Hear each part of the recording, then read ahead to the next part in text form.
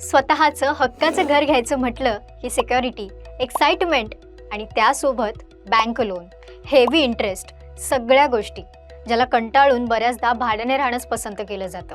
पण आता टेन्शन घ्यायचं कारण नाहीये.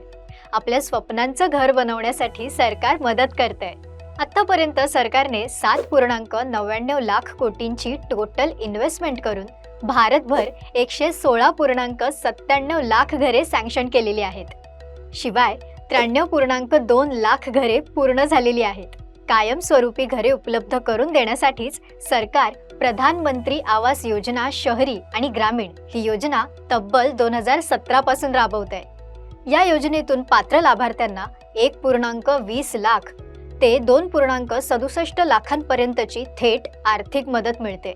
फक्त शहरातच नाही तर गावी सुद्धा ही योजना राबवली जाते.